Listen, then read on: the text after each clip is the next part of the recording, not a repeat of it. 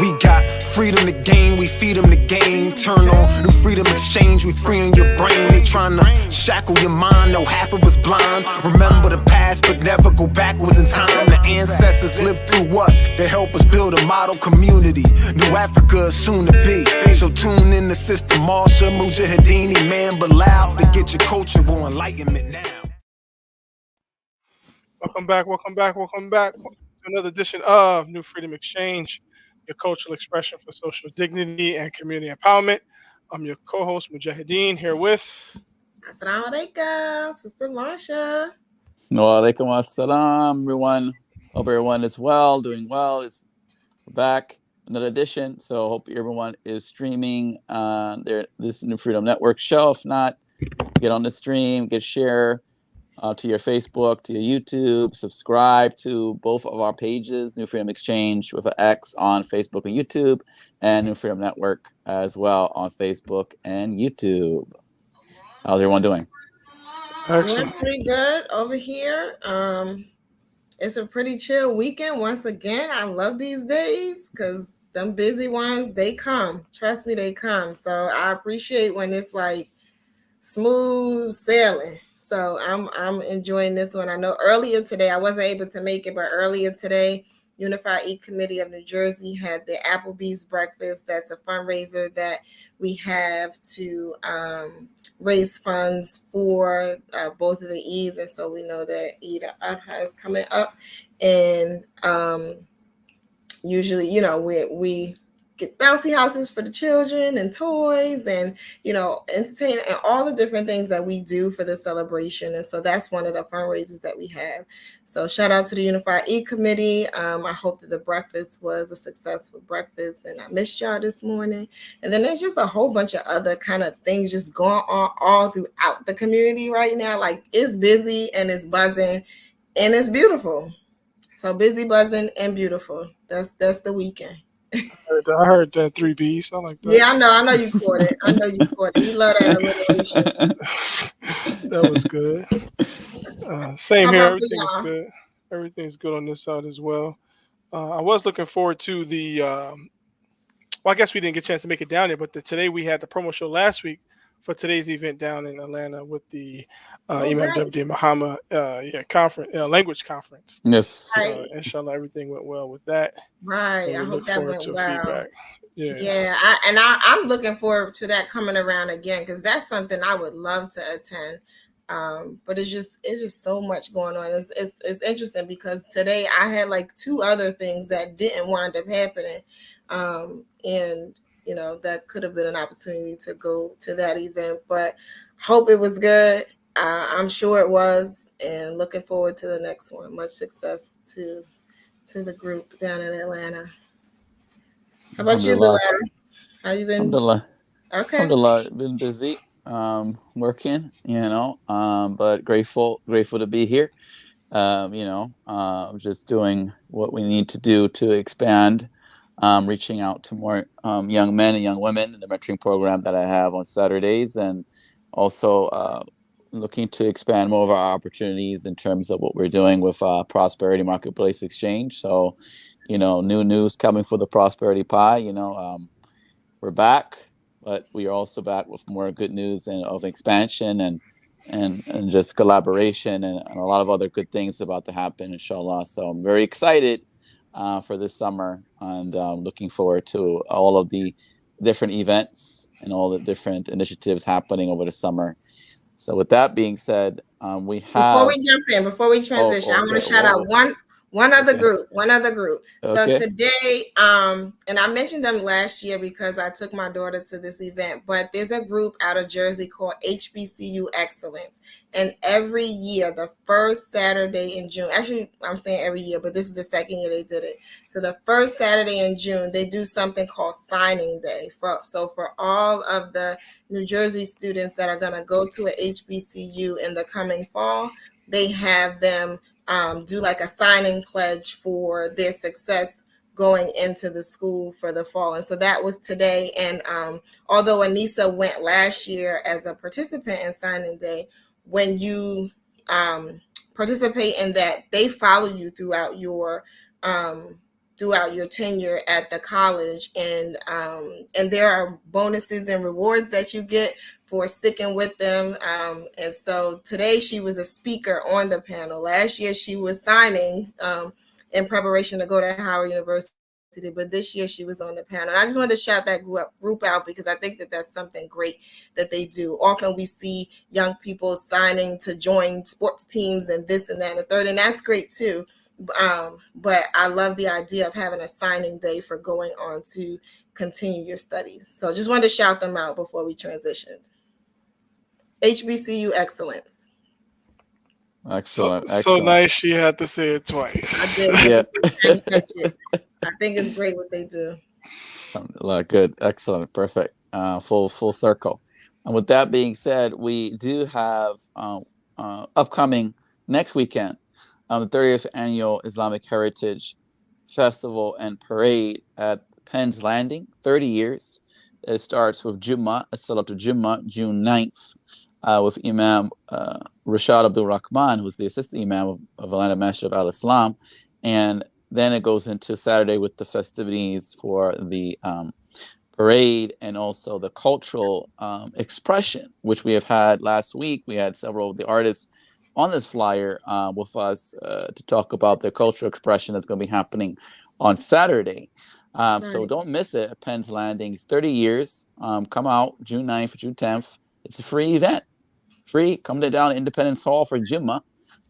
Start off with Jummah and then come back on Saturday to enjoy some of the other vendors and the different expressions that you'll see on this flyer here that will be there.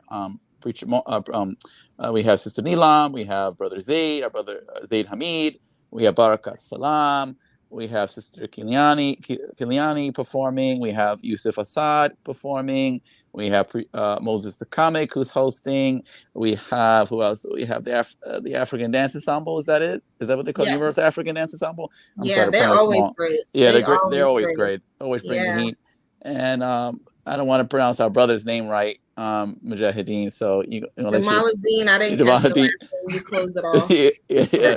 So, beloved brother. So come on out and see that. So right now we have in the queue with us. We're going to bring him in now. Is the guest khatib, Imam Rashad Abdul Rahman from Atlanta Masjid of Al-Islam, who will be giving the Jummah on June 9th. So let's bring him in. Assalamu alaikum. Wa alaikum assalam. How you all doing? Doing well. Alhamdulillah. We're happy to have you on with us today to talk about the 30th Annual Islamic Heritage Festival, ICPIC, what we call it ICPIC for short, right? And so we wanted to just have a conversation really quick, about ICPIC, just to kind of get the excitement for the community coming out and celebrating this time together. And we know that you'll be the guest khatib at the event. So I remember you coming on last year and us talking about ICPIC, right? And I remember asking you why it was important for us to have these types of events and come together in this way. And I kind of want to bring it forward, right? We're a whole nother year in, we're at year 30 of this festival. And so it's been a year since we've had the conversation. And so I want to kind of pose that question again and see, if anything has changed. I know there's been a lot of, at least from my perspective, right? There's been a lot of activity in the Muslim community. Oh, yeah. Since COVID, really, right? Yeah. And so with the activity that is just buzzing all over the place, which I think is amazing. Yeah. And this event coming around again, just talk about the importance of having the opportunity to be together in this kind of way. Yes, ma'am. That's a broad question. Well, let me begin.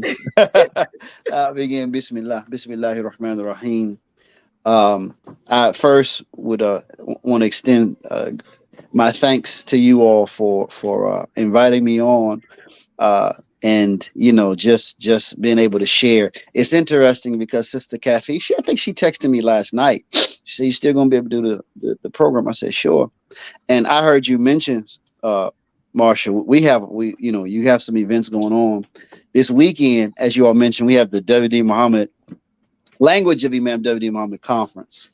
And we also had at the masjid a marriage conference going on all weekend. Yeah, singles conference.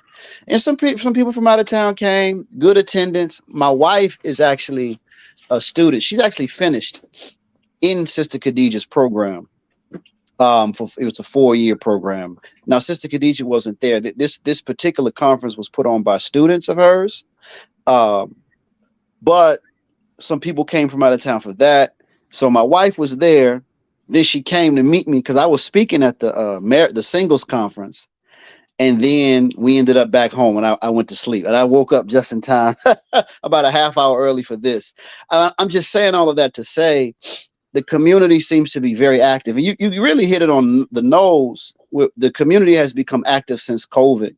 We've experienced here locally a surge in, I would say, a certain type of attendance at the masjid. When I first came here in Atlanta, that was back in 2015. So that's been 8 years now. It was April 2015, my family and I.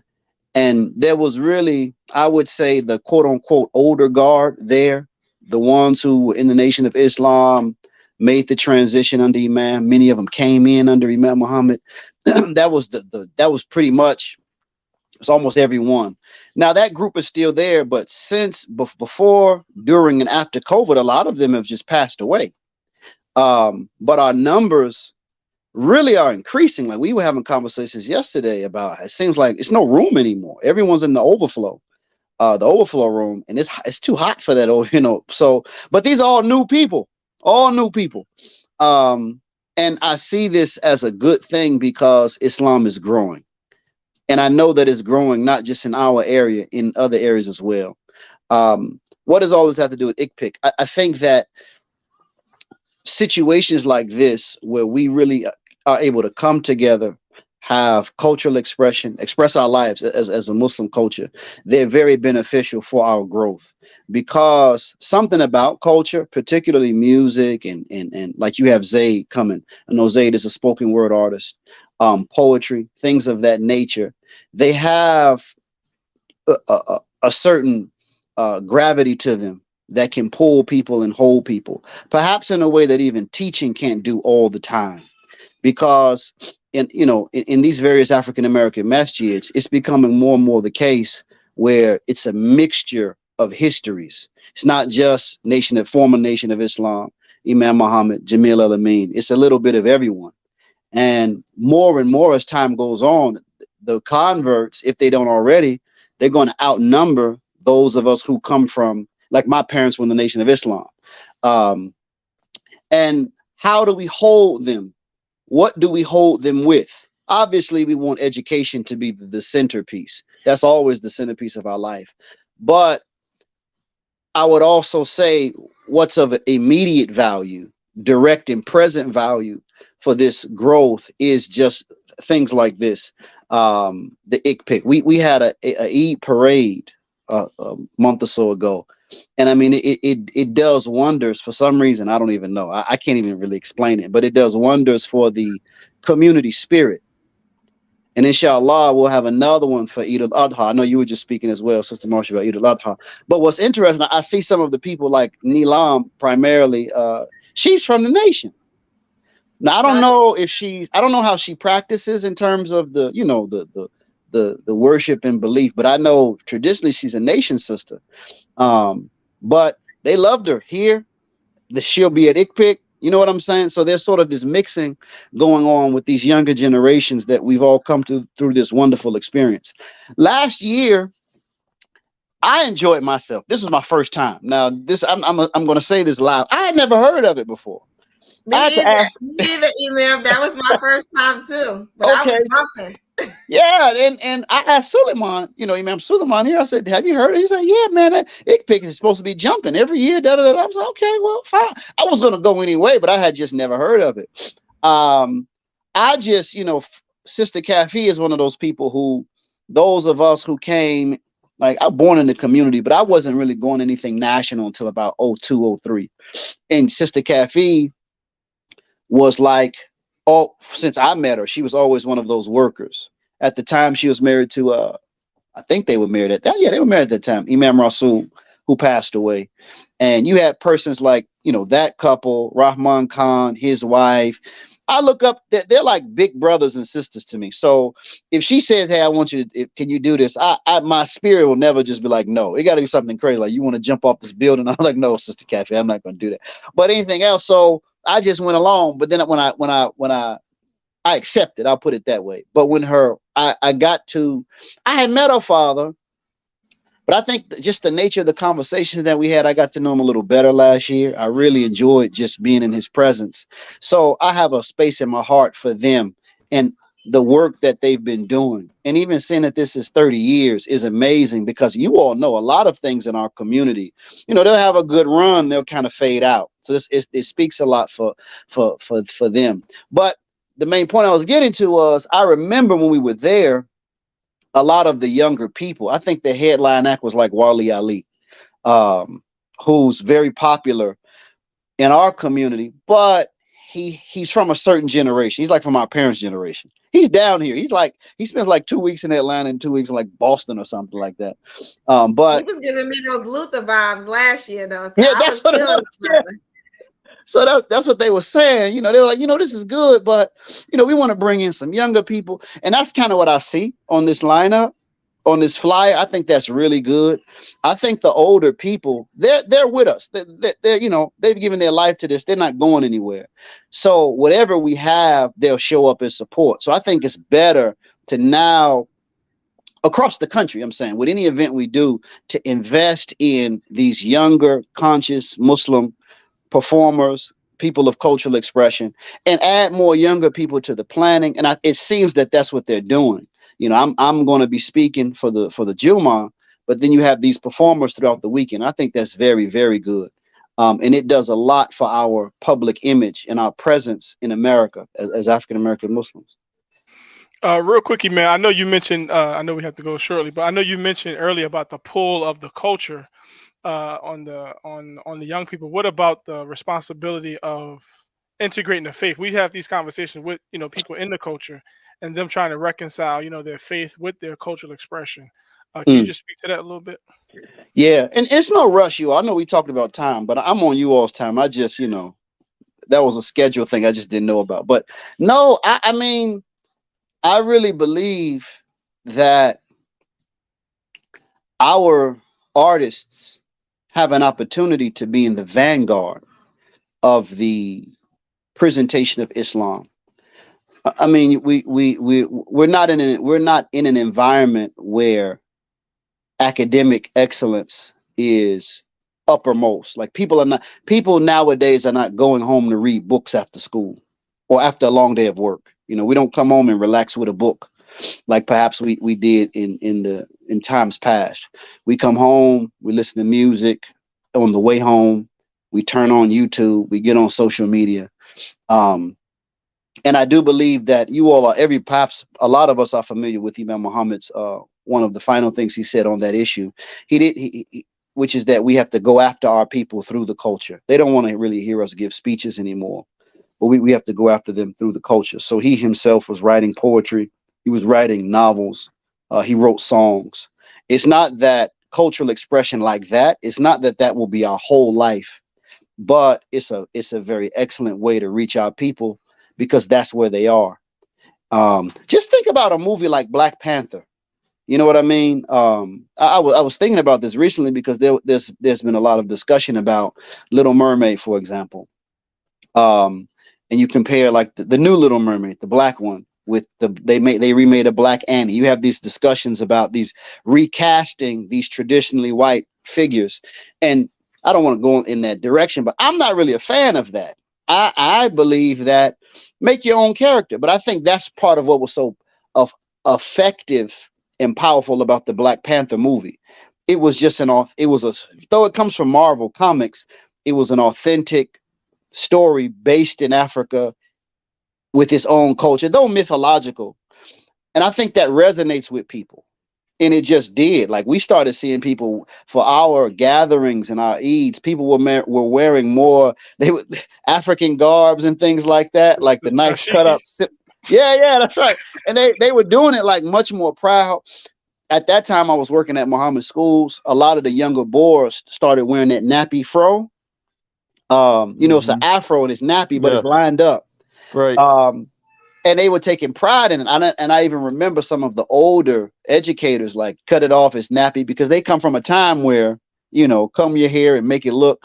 But the boys, they kept it lined up. It was. But when you look at, I think the guy's name is Ryan Coogler, and the guy who played T'Challa, that's how they were actually wearing their hair. And that style is still with us.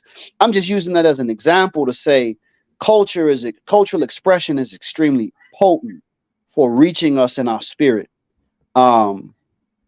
So I have I value those persons, like the brother who you all play when this comes on. I know you all playing the other songs. Shadiaki. Yeah. I mean, that guy's good. I learned about him through here. I go online, watch his videos. That's the type of music I want for my children to. And there's some other people in our community. We grew up to, who was that? Who put my hand on my face? What's that guy's name? I can't say it. My head on my shoulders. Allah did. We in this community. Wilmore Wilmore. You can't fit Wilmore Siddiqui, man. I'm like, what is that? Yeah, I gave a deformed verb. I'm sorry. But that, we heard that growing up, and that has an effect. So my children, I have them listening to Muslim artists. And it's good for them. And to be honest, it even helps. Like my wife is teaching them Quran and things like that. And a lot of things they're able to recollect because they heard it in a song. It sticks a bit more. So, I'm in complete support of it. Alhamdulillah, it's beautiful, beautiful. Yeah. So I think, yeah, this culture piece is a huge component. It's something that it's really important, like you said, Imam, and everyone is saying to really we have to have our own mark. And we as a community under the leadership of Imam Muhammad, we're highly encouraged to do that. Imam Muhammad encouraged the artists then to step out and to make that commitment to furthering the message of al-Islam and his language through music. Yeah. And I think where it's become a challenge more so for, even though the pioneers, a lot of them still feel as though they never got that shot of being famous. You have that amongst the community, and then you have also the struggle with the young people as well, trying to balance out their way of life. So it's a constant growth and development. But we do see that, and I do see it becoming more people gravitating towards being comfortable being Muslim, being comfortable being African American, and being comfortable promoting and positivity. And that's something that we'll talk about later in later shows. But they're celebrating 50 years of hip hop. This is 50 years of hip hop. August 20 of 1973. And by no coincidence, later we lost it now, but by no coincidence, 2 years later is when 1975. No, in my mind, that's 50 years. In 2025, we'll celebrate 50 years of that, of his leadership, of him taking leadership. And the hijacking of pop later on took place, promotion of gangster rap, and how that affected what positive coming out of artists that were already out. So that's another day. But Imam, your theme, what is your theme? Let's talk about your theme for this Friday. What's your theme? So last year they gave me one. I didn't get one. Actually, this is no lie. When I was in the queue, I was thinking, hold on, what's my name this year? Oh, that's terrible. Yeah. She Sister Kathy, she actually gave me a topic. So I don't think I'll have one by then. But that, yeah, I don't have one as of yet, which is not good for a promotion show to not have your thing. Well, maybe this topic, or I know you've been hitting on the last few put down in the message. The three things that you think that we should be focused on as a community, and one is proper Islamic knowledge. This past Friday you did family. So the next one is business, as you mentioned before in the cookbook. So maybe it's interesting you said that. My wife and I we went to New Medina for their they just started. This was their first in-person event, back in person. Last year it was virtual, but they've been going on for several years too. But this was also my first time in New Medina. And again, just another example of we have a generation or two generations that have gone before us, and they've done so much. And Dr.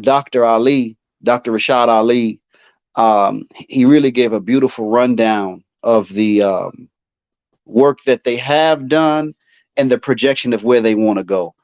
But you can all, while benefiting from that, to me, and I told my wife, I said, it's really our fault, like my fault, you all's fault. Maybe not Sister Marsha's, but I know myself. How old are you, Bilal? You younger. It's probably not yours either. It's gonna be your 30, fault. 30, how old? 31.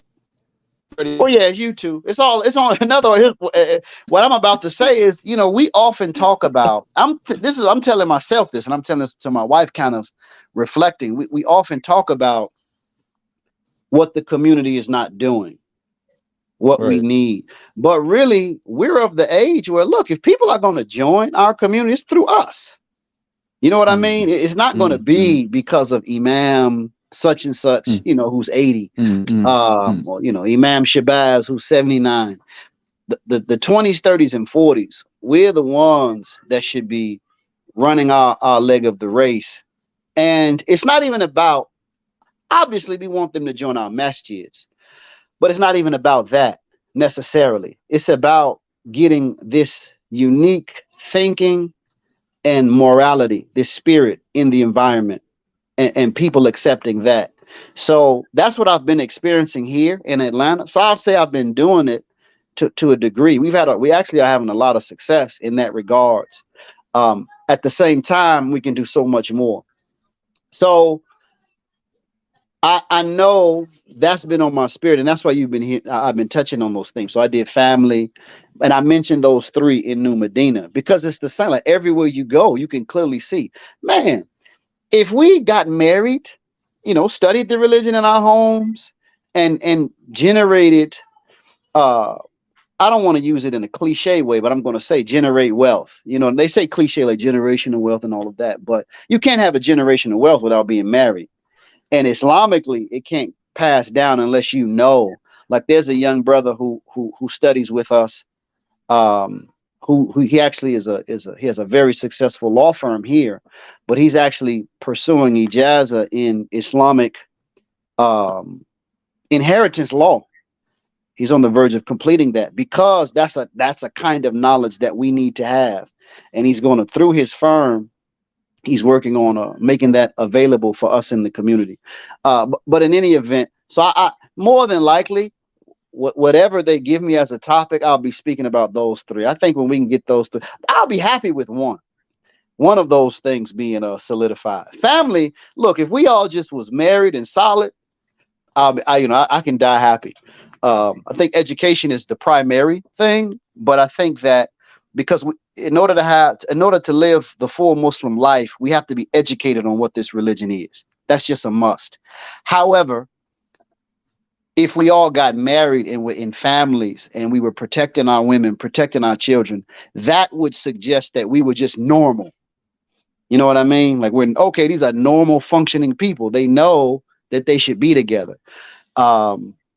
So I'm promoting those, and I'm trying to make a contribution in all three to the best to the best of my ability. So that'll be in this to some degree, inshallah. You got it, Imam. I have full confidence in you. My vote is for the education and marriage too. I ain't sleeping on marriage.